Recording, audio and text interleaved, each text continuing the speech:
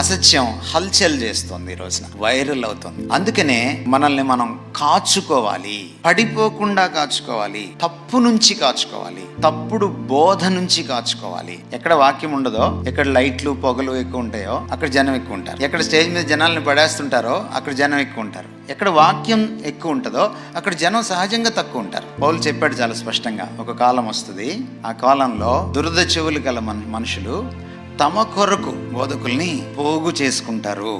ఆ కాలం వచ్చేసింది. జనరల్గా తప్పుడు బోధకులు ఎక్కడి నుంచి వస్తారంటే బయట నుంచి రారు. వాళ్ళు తప్పుడు బోధకులు జనరల్గా చర్చ్లోంచి లేస్తారు, లోపలికి వచ్చి కలిసిపోతారు, ఇక్కడి నుంచి లేస్తారు. అందుకని వాళ్ళని గుర్తుపట్టడం చాలా కష్టం. This is an internal threat అన్నమాట. ఈరోజు మనకి తప్పుడు బోధకులు ఎక్కడున్నారు చెప్పండి? అందరు చర్చ్ లోపలే ఉన్నారు. You have to be on God till you are alive on this planet Earth as a Christian.